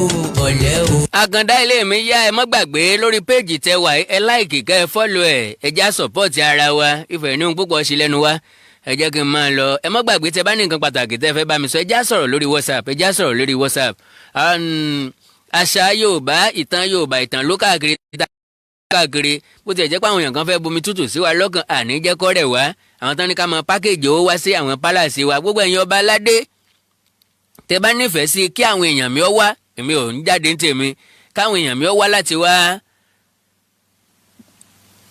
gba ìtàn ìlú yín ká gbé jáde ẹ bá mi sọ̀rọ̀ lórí WhatsApp ẹ̀yin tí ẹ bá súnmọ́ àwọn kábíyèsí wọ̀nyí ẹ já bá wọn sọ̀rọ̀ +1 937 969 0257 +1 937 969 0257 lórí pírójẹ́tì yìí a sì nílò ìrànlọ́wọ́ bọ́lọ̀ ń bá mi sìn tẹ́ fẹ́ kún wa lọ́wọ́ gẹ́gẹ́ mo ìsọmọ́lá a ní ìdí kámẹ́rà méjì a ní ìdí dúróònù a ní ìdí jẹnẹrétọ̀ a ní ìdí light a ní ìdí oríṣiríṣi nǹkan tí yóò mú ìrìn àjò wa yá ká lè fìdí ìtàn Yorùbá múlẹ̀ káàkiri gbogbo ìlú tó wà nílẹ̀ Yorùbá Ọlọ́run ó ràn wá lọ́wọ́ bẹ́ẹ̀ bá worí péèjì mi ẹ máa rí GoFundMe ńbẹ̀ ẹ̀yin tẹ́ wà lókè òkun ẹ lè gbọ́nwọ́ sí i láti bẹ̀ bẹ́ẹ̀ bá dẹ̀ rí màá padà ṣíà ẹ̀ ẹ̀yin náà ó rí bẹ́ẹ̀ bá láǹfààní láti gbọ́nwọ́ sí dídùnnú Ọlọ́run ni ẹ ràn wá lọ́wọ́ ká lè ran Yorùbá lọ́wọ́ lágbára Ọlọ́run rally on the 1st ẹ jẹ́ gbogbo ọjà ṣàánú èmi ń yá mi gbé àwọn YouTube channel mi Àkàndá Ọ̀rọ̀ Awíkonko subscribe sí ẹwà èdè Yorùbá TV ẹ subscribe sí Akọ́mọlédè Yorùbá TV ẹ subscribe sí Òwe Yorùbá TV níbi tá a ti ń sọ ìtumọ̀ òwe kí làwọn ìtàn tó bí òwe àti ìwúlò òwe ẹ subscribe sí Oríkì Yorùbá TV níbi tá ẹ ti máa bóríkì orílẹ̀ yẹn pàdé ẹ subscribe sí Ìkórìtà Kò Yé Mi níbi tá a ti ń sọ àwọn ìṣẹ̀lẹ̀ àgbọ́sọgbánù ẹ subscribe sí Àṣà Yorùbá níbi tá a ti ń sọ̀rọ̀ nípa Àṣà Yorùbá TV ẹ subscribe sí gbogbo ilé tó bá ti jẹ́ mọ́ ti Àkàndá Ọ̀rọ̀ Awíkonko ẹ subscribe sí bó ṣe kan bó ṣe méjì lágbára Ọlọ́run orin lásán mo dúpẹ́ bẹ́ẹ̀ ṣe ń tẹ́tí sí mo dúpẹ́ bẹ́ẹ̀ ṣe wà pẹ̀lú mi àánú Ọlọ́run ò ní fi sílẹ̀ ẹ̀ ní fi pọ́ sí gbòòrò yín èmi náà ò ní fi mọ̀ tí ìgbà tèmi ẹ̀yin ó lé àwọn ọmọ wa torí pé àìrẹ́ni bálà ni kì í jẹ́ kọ́là ó yá gbogbo àwọn ìlú òkè òkun tó dá yẹn torí pé wọ́n rí èèyàn ṣiṣẹ́ lẹ̀ fún wọn ni wọ́n rí àwọn aṣíwájú wọn ni wọ́n ṣiṣẹ́ lẹ̀ fún wọn àwa náà ti dá síwájú ẹ jẹ́ á rò nípa èrò ẹ̀yìn ẹ jẹ́ á gbìyànjú ká tiẹ̀ fi nǹkan tó dá sílẹ̀ fún wọn káwọn náà lè fàdúrà ránṣẹ́ sí wa lẹ́yìn wa ọ̀la pẹ̀lú ògo Ọlọ́run á tún láǹfààní láti pàdé lọ́jọ́ mi Àjàó Àrò Awíkonko asọ̀rọ̀ lójú ọlọ́rọ̀ ló ń dágbére wípé ó tún dọjọ́ kan pẹ̀lú ògo Ọlọ́run kọ́lọ́run ọmọ fi wá wọn ra wa ó dàbọ̀ báyìí gàrí o. ọ̀lẹ àlàpà máa ṣiṣẹ́ ọ̀lẹ taṣọ ìyàbò rà sùn ẹnì kọ́lẹ̀ kúrọ̀ mọ́ bí ẹ wá wáyé ọ̀lẹ o ọ̀lẹ o.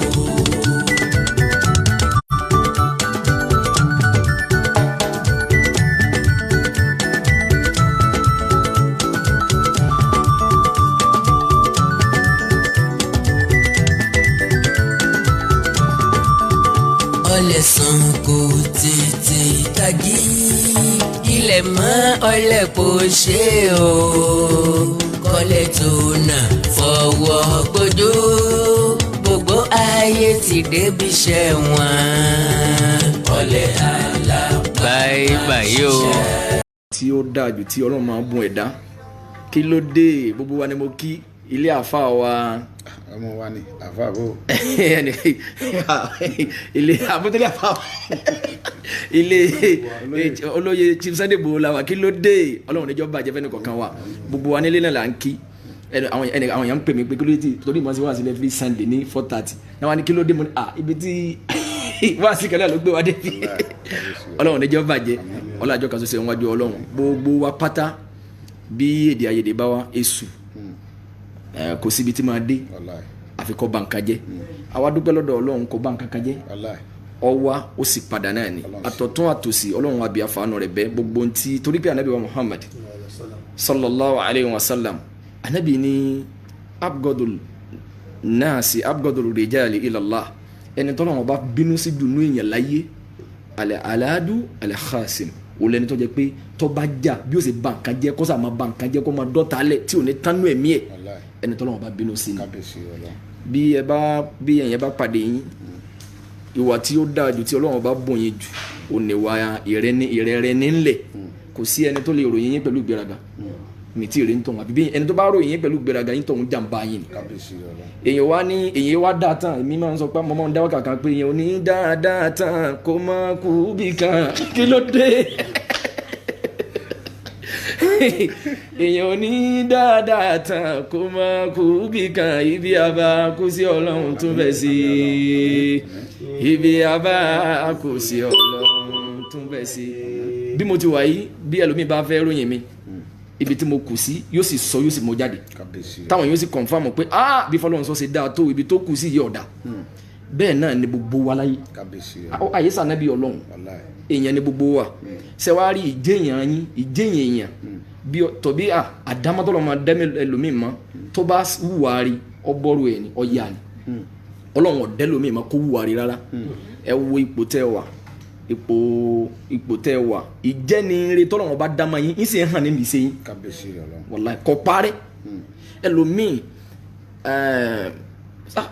ẹ gbọ́ mi yé dáadáa ó yé bàbá tá a bá ń sọ ìyẹn ò mí pé bóyá ká máa sọ àwọn èèyàn ti ń dérí ètò gan àwọn èèyàn ti ń dérí ètò gan lójijì tẹ̀ ló wáyé Ọlọ́run níjọ́ bàjẹ́ ọlọ́àjọ kan ṣoṣo ìwájú Ọlọ́run gbogbo yẹ ẹ̀dá tí Ọlọ́run ọba tí Ọlọ́run sọ̀rọ̀ yìí fún yín tínú wọn wá dùn sí Ọlọ́run dákun mọ́sá jẹ́ ọ kárí ọlọ́àjọ kan ṣoṣo ìwájú Ọlọ́run ọlá bùháyà rẹ̀ tí a bá sọ fún yín wípé ẹni rere ni yín Ọlọ́run mọ̀ bá a bá sọ fún yín pé ẹ kì í ṣẹni rí rárá Ọlọ́run ọba mọ̀ kò sẹ́nìkan tó lè fi kankan qualify yín lónìí pé kì í ṣẹni rí òun náà mọ̀ pé ní rí ni bóun bá ń sọ ibi tẹ́yìn náà kù sí ibi tó náà kù sí yóò sì máa jó náà lẹ́mìí wípé irú ń tẹ́ ṣe yìí àbí ibi tẹ́ kù sí yìí ibi tó náà kù sí burú jù yẹn lọ bí bá ń sọ àìdá yín ní ìsìn pé ẹ wo ibi tẹ́ kù sí èmi náà ń kọ́ kò sí ẹni tó pé Ọlọ́run ọba tí olóríire o ẹ wà Al-Qur'ani àbí mo ti sún yín. rárá bàbá ẹ wọ̀rọ̀ Ọlọ́run àlejò ńlá mo gbà. Ọlọ́run níjọ́ bàjẹ́ a'udhu billahi minash shaitani rajim Ọlọ́run ní wa minan nasi man yu'jibuka qawluhu fid dunya Ọlọ́run ní bẹ̀rù àwọn èèyàn tó jẹ́ pé ọ̀rọ̀ wọn yóò máa jọyàn lójú láyé pé ẹni rè mọ̀ ní lágbájá wa yusidullaha ala ma fi qalbihi yóò tún wá fẹ́ máa fọlọ́run búra lórí tí ń bẹ lẹ́mìí rẹ̀ bẹ́ẹ̀ ni Ọlọ́run wá ní wa huwa aladul hasim Ọlọ́run ní bó ti wà yẹn ọ̀tá ni o ọ̀tá ni o ọ̀pọ̀lọpọ̀ èèyàn wọ́n lè máa fojú fẹ́yìn àmọ́ tí ń bẹ láníyàn wọn síyàn wàláhì kò rí bẹ́ẹ̀ mo ní gbàgbọ́ nínú yín dépò wípé tí Ọlọ́run bá ní kẹ́ fẹ́ràn èèyàn ẹ̀ ìfẹ́ dalẹ̀ yín tán Ọlọ́run àbí àfààní rẹ̀ bẹ́ẹ̀ ibi tó rí yín dé yìí Ọlọ́run dákun jẹ́ ìfẹ́ mi gígùn lò mo bí yín lẹ́ẹ̀kan mo ní kílẹ̀ tó fẹ́ kọ́ lọ́wọ́ tó ṣe ibi tọ́lọ̀ máa ṣe é dé ó ti ṣe o èyí tó wá kùtà mẹ́ta wà fẹ́ kọ́ lọ́wọ́ ti ọlọ́jà kírun gbẹ̀yìn ọlọ́dà kò mẹ́ta jájọ kírun. ẹ̀rí bá ti mi gẹ́rẹ́ rí.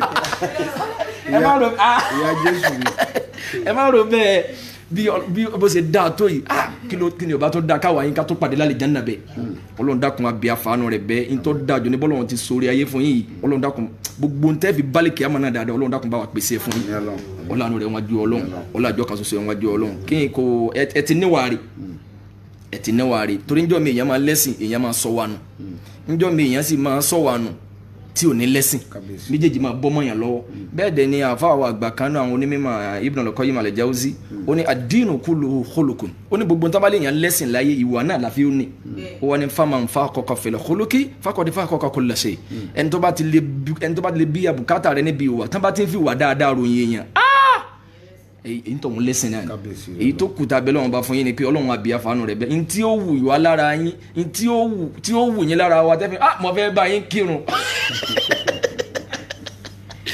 ẹni bẹ́ẹ̀ tiẹ̀ ti ń jà yìí gan kò já sí yín gan ó wù mí gbà kí ló dé ọ̀dà àjàmọ́ bẹ́ẹ̀ bá ti jàmọ́ kí o sáriwo mọ́. kò sáriwo mọ́ Ọlọ́run àbí àfààní rẹ̀ bẹ́ẹ̀ mọ́sàájì àjọ kírun gbẹ̀yìn ọlọ́àjọ kan ṣoṣo wájú Ọlọ́run àti bó onídùnnú jó a sì ti bó onídùnnú yọ aláwòrájà wà náà ó fìrè gbàre àti bó onídùnnú jó a sì ti bó onídùnnú yọ aláwòrájà wà náà ó fi ire gbárí ọlọ́run dáwà náà fi ire gbárí ọlọ́jọ́ kan ṣoṣo wájú ọlọ́run ẹ̀sìn wà lálejò tí ó kà wá láyà ní àlejò tí ó kọjá abẹ́ àlejò jíjì inú yóò ní bàjẹ́ láíláí ọlọ́jọ́ kan ṣoṣo wájú ọlọ́run bàbá wa Akeugba Gold àláfíà ara tó péye ọlọ́run bá wa bùn wọn àwọn náà fẹ́ mọ̀ bọ́ àmọ́ gẹ́gẹ́ bí sábàbí tí ọlọ́run àbíyá fàánù rẹ̀ bẹ́ẹ̀ kò sí olórin kan ni oníkòsẹ́ni tí rẹ̀ fọlọ́rẹ́ só bí owó kókó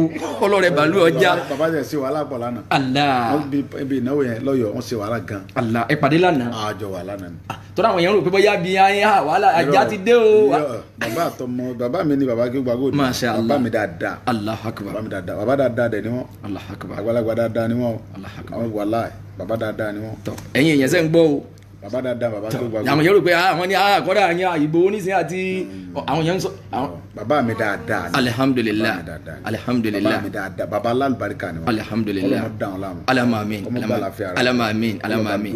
Alama amin. Ọlọ́run jogún àlàáfíà. Alama amin. Alama amin. ìjà ló dé lóní dùn bàbá mí. mi ò tí wọn àti ìjà tó rí mi àti wọn jẹ ní kankan film trick ni gbogbo film trick ni o. tọ ẹ jama mùsùlùmí tọ sẹti gbọ́ bá mi ni tọ sẹti gbọ́ bá yẹn o. tó jẹ́ pé bàbá mi dáadáa ni tó jẹ́ pé kì í ṣe tí mo tiẹ̀ lè wojú rárá n gbọ́dọ̀ wojú ẹ o bàtà jọ wa pẹ̀lú àwọn bàbá mi náà lánàá ta wà lọ́yọ̀ mi wọ́n ṣe wàhálà pọ̀ lánàá gan torí ìyá tó ṣènáwó yẹn ìyá yẹn dàbí ìyá wọn torí ìyá sí mi náà ni so àwọn náà ń lọ gbà lọ àwọ wọ́n tún ṣe dé wọ́n tún ṣe program wọ́n máa fẹ́ rẹ̀ yẹn bàbá dáadáa ni wọ́n wàlá bàbá dáadáa gidi kọlọmọba jogún àlàáfíà tó péye. Alama amin àtàwọn náà n gbé lọ yín lẹ́ẹ̀kan pé kí ni bẹ́lá bí àṣírí ọjọ́ tẹ́ẹ̀kan ẹ̀yà arúgbó bá ẹgbẹ́ ti dẹ́koro. lẹ́nu orí tọ́lọ́mọ bá ṣe fún yín náà ni pé bá a fa ọmọ kékeré bá dọ́dọ̀ yín ẹ̀mọ̀ ní bàbá ẹ̀mọ̀ ọlọ́run àbí àfààní rẹ̀ bẹ́ẹ̀ ní rárá ìgbẹ̀yìn ayé ọlọ́jọ́ kan ṣoṣo wọn jọ ọlọ́run tọ́lọ́run fún yín la fi gbọ́dọ̀ mọ̀ pé yín bàbá ìmọ̀ tọ́lọ́run fún yín a gbọ́dọ̀ mọ̀ respect ẹ̀ so bàbá wa lè jẹ́ ẹ jókòó àdúrà ẹ ṣàdúrà fún wa bàbá wa ní gbogbo àdúrà táwọn ò lè ṣe àdúrà mi lè mọ̀ mọ́ gbà bọ̀yìn lọ́lọ́run lò fún wa tẹ́ ń gbàdúrà fún wa bàbá wa lè jẹ́ ọ̀pọ̀lọpọ̀ tí ò bá mọ̀ mí ọ̀rọ̀ pé wọ́n sọ àfa wa ni bàbá mi fọlọ́run sọ èdè ayédè lè wáyé láàrin èèyàn tó ń pè ní mùsùlùmí yín náà nìyẹn kéèyàn tẹ̀ tún ṣètò ẹ̀ ìyẹn ní pé ọlọ́run bá tó ní wa gan tó ní wa à ń rí fín a sì bẹ̀ yóò sì gbọ́. Allahu Akbar. kí wàá la mélòó mélòó wà náà ẹ gbọ́ bá àwọn ẹ̀jẹ̀ má mùsùlùmí. mélòó mélòó la wa Allahu Akbar. Allahu Akbar. tí mo wà ní mọ́síra wa yóò bá jọ ń gbogbo wa. Alhamdulillah. àṣìṣe à ń pariwo pa fẹ́ kílẹ̀ Yorùbá da kílẹ̀ àti fẹ́ mọ bá ara tí Yorùbá bá ṣẹlẹ̀ ká parí ẹ̀ káwọn èèyàn wọn fi ṣe wa kó sì ló da.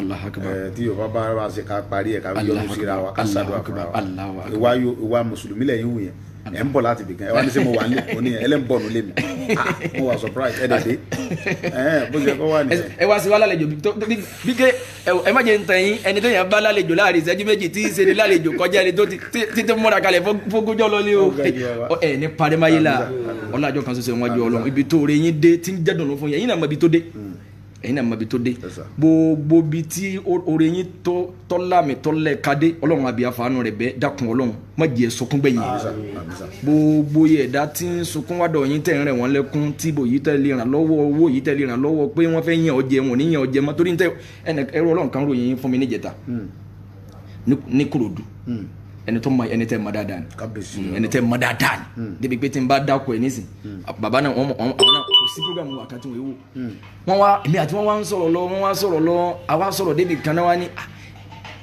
ẹnu wọn mo ti gbọ́ níjẹta wọn ní ọ̀tọ̀ lálùsùn náà ọ̀tọ̀ ní ayùsùn náà wọn ní ayùsùn náà bẹ o àpọlù yìí ti pọ̀ ẹjẹ ànípẹ mọ wọn wá ní gbóò yẹn pé ìyẹn dáadáa sí ilé wàlá wọn wá tẹnu bọ̀rọ̀ yín èmi àti wọn wá tẹnu bọ̀rọ̀ yín mo wá àwa bá débi wípé ìfún tíje èèyàn bá wáyé láàrin èèyàn sí èèyàn èyí ó sì máa rí wípé Ọlọ́run dá yín dánú ọ̀rọ̀ yẹn wípé ìdánidá Ọlọ́run yóò máa hàn jáde nínú ọ̀rọ̀ yín nínú ọ̀rọ̀ yẹn Ọlọ́run àbí àfààní rẹ̀ bẹ́ afọlájọ́ kan ṣoṣo rẹ̀ bẹ́ ìwà náà Ọlọ́run nígbà lọ́wọ́ yín ọlájọ́ kan bí wọ́n ti wà yìí ọmọ bíbí inú wọn kan bẹ àjọ kírun bẹ́ẹ̀ ni o ọmọ bíbí inú wọn tó lo ìjáàbù tó ẹ má jẹ ń tàn yín onírun ló wù ú kọ́ta àlà àdènà ọmọ kírun lọ ọmọ bíbí inú wọn ni o bẹ́ẹ̀ kó bìnrin àjọ kírun ni ọkọ tó bá dẹ̀ fẹ́ Fọlákẹ́ náà ń sọ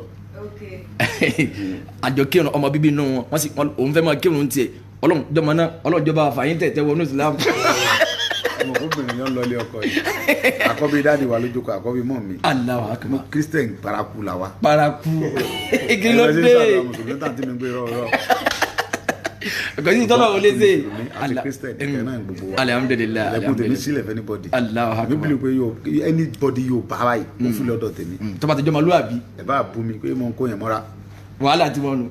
tí n bá kó yẹn mọ́ra tá mo fẹ́ kó mọ́ra sí kí mo káńjọ̀ nu mọ́ra àbí kí mo kó wèrè mọ́ra àwọn yẹn rú yín tẹ́nu tọ́lọ̀ ń dábàá ìtọ́lọ̀ tẹ́ jẹ́ ni Ọlọ́run. Alhamdulillah. kò sí tẹ́lẹ̀ kan lè mímọ́ mi agbọ́dọ̀ lẹ́mí ìdáríjì fúnra wa nàkínlẹ̀ kò lè tó báyẹn kò lè tó báyẹn ohun tó ń kálukú bá ẹni tó ń bá ti sọ̀rọ̀ ẹ̀ láì dá kò ní gòkè.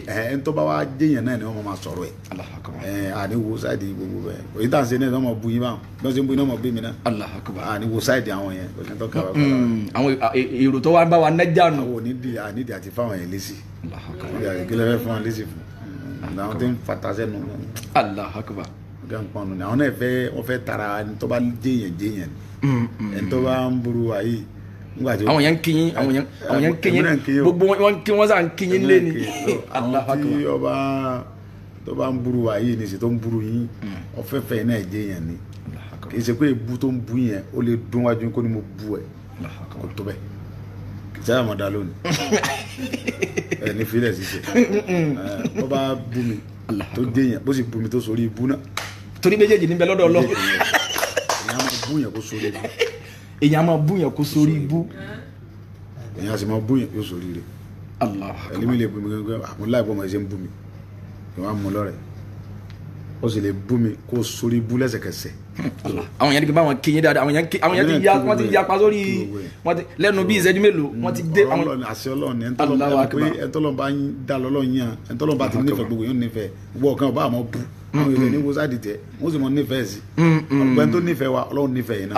àwọn yẹn sọ pé àwọn yẹn sọ bẹ́ẹ̀ wọ́n làwọn fẹ́ kẹ́ di mùsùlùmí. Ọlọ́run gbà bẹ́ẹ̀ alábàámi mùsùlùmí ẹ mọ jàmọ́ àjàmọ́ náà kọ́ yìí. mọ bura yín mọ sèyàmàyàmá ẹwúrẹ́ tẹ́yìn wà tẹ́yìn wù ní wà mùsùlùmí lẹ́ wù yẹn. Alhamdulillah. ẹ tó wá wá mi wá Alhamdulillah. mo ti kó wálé tuntun ẹ ń bọ̀ wá bá mi bẹ̀ Alhamdulillah ẹ bá mi ṣeré ní òsín jáde ní ìsìn bá ti dá ni Alhamdulillah. ọjọ́ bàjẹ́ fún mi alamami gbogbo ayé wọn kì í yín o ẹ ṣàdúrà fún gbogbo wọn. gbogbo ẹni tí ń bẹ lórí ètò yìí Ọlọ́run níjọ́ bàjẹ́ fẹ́ yìí alamami ẹ̀yin náà kọ́lé ayọ̀ ńláńlá Ọlọ́run ṣe dáadáa fẹ́ yìí ẹ̀yin náà ní parẹ́ o ẹni kàdàmú Ọlọ́run ní pààyàn rẹ̀ ẹ̀ mọ̀ ga gbogbo ẹni tó wà lórí ètò ẹ̀ mọ̀ ga àtẹ̀jọ́ sí lórí ètò tójú olólùfẹ́ wa ẹ̀ mọ̀ jẹ́yìn gbogbo ẹ̀ bá wà ẹ̀ mọ̀ dá Ọlọ́run ṣe dáadáa fún yóò ṣe rí nìyẹn ọlá Fatiha káfátíà pàdé. bisimilayi rahmani rahim alhamdulilayi rabbil alamin arrahmani rahim maliki yawmiddin iyyaka na'budu wa iyyaka nasta'in ihdina siratal mustaqim siratal ladina an'amta alayhim ghayril maghdubi alayhim walad. gbogbo yẹn ti dẹ́lẹ̀ bá sọ pé bàbá Adéyẹmọ àná ti dára òní ò bàjẹ́ mọ́ Fọlábàyín nù jẹ́ àná ti dára òní ò bàjẹ́ mọ́ Fọlábàyín àná ti dára òní ò bàjẹ́ ò mọ́ Fọlábàyín nù jẹ́ àná ti dára òní ò bàjẹ́ mọ́ Fọlábàyín nù jẹ́. kálukú wa ń pariwo Ìgbòho lọ́tún bẹ́ẹ̀ yẹn bá ti jẹ́yàn tó níláárí tán orúkọ rẹ̀ wà fúyẹ́ lónìí gbogbo ara yé tẹ́lẹ̀ mi bá Ìgbòho ẹ̀rọ pé ẹni tẹ́ ẹ tó bí pé ẹ tó bí lọ́mọ yányá na Ìgbòho Ọlọ́run ẹ ní parẹ́ o ẹ ní parẹ́ o ẹ ní parẹ́ o ẹ ní parẹ́ o ọlọ́àjọ kan ṣoṣo wájú Ọlọ́run ọlọ́àjọ kan ṣoṣo bẹ́ẹ̀ yẹn bá débi tá a wà yìí yọ bẹ́ẹ̀ lọ́run wípé kọ́lọ́mọdé ọ bàjẹ́ kò sí ẹ̀ ń tọ̀ kódà bí yẹn bá jọ ta yín yọ bẹ́ẹ̀ lọ́run kọ́ mọ́ bàjẹ́ torí ó ti dá kọjá bóun náà ti bó ti pété bí o ti lérò ó ti dá kọjá bẹ́ẹ̀ o Ọlọ́run ní jẹ́ ó bàjẹ́ àní àná ti dára òní ò bàjẹ́ mọ́ Fọlábàyín nù jẹ́ àná ti dára ẹlẹ́nà mi ló àná ti dára òní àṣàánú tí ọ̀gbẹ́ ti jẹ́ mọ́ Fọlábàyín nù jẹ́ agbọ́dọ̀ ná owó àdúrà yìí agbọ́dọ̀ ná. lẹ́yìn ìta ti kọ́kọ́ gbà tó ẹja tí a ti rí ẹja ẹ̀kan ní pín bẹ́ẹ̀ ni a ti gba nǹkan tẹ́lẹ̀ o. owó àdúrà nù. àbá ẹjẹ mo rojú àbá náà gbowó mọ́ Fọlábàyín nù jẹ́ àwọn ní. kò ní bàjẹ́ eléyìí wákàtú ṣe bẹ́ẹ̀ díẹ̀ ni a ti gba nǹkan o kò ní bàjẹ́ fún yín. ìyá wa ọlọ́njẹ máa bẹ dáadáa ọ̀dà fún àbúrò yín ẹ wá gbárùkù tí wọn Yorùbá ní àjọmọ̀ bí ọ̀kan tàánù orí tọ́lọ́ wọn bá ṣe fẹ́yìn rẹ̀ ní sọkún gbẹ̀yìn ọlọ́run àjọ kan ṣoṣo ẹ̀wọ̀n àjọ ọlọ́run orí pọ̀ lọ́dọ̀ ọlọ́run tẹnìkan òdì tẹnìkan lọ́wọ́ ọlọ́run abẹ́ àfààní rẹ̀ bẹ́ àfọlá àjọ kan ṣoṣo ẹ̀ bẹ́ Yorùbá ní ọlọ́run níjó omi ọyàn ọkàn wọn ní bọ́bá kan wọn ní jàmọ́ ọ̀tá ní bí láàrin ọmọ ìyá ọlọ́run abẹ́ àfààní rẹ̀ bẹ́ ọlọ́run dọ́kun àfọlá àjọ kan ṣoṣo ẹ̀ bẹ́ ìdùnnú tí ó so yín pọ̀ lónìí títí dòní ọlọ́mọdé òdì ìbànújẹ́ láéláé wala la hawla wala quwwata illa billah subhanaka la umma ẹja sì yí déta ẹ tìmá déta subhanaka la umma bihamdika ashhadu an la ilaha illa ant astaghfiruka wa atubu ilayk àwọn èèyàn ń kí yín gan o àwọn èèyàn ń kí yín gan ẹ bá gbé owó yẹn ẹ sí o mọ́sálà. bisala.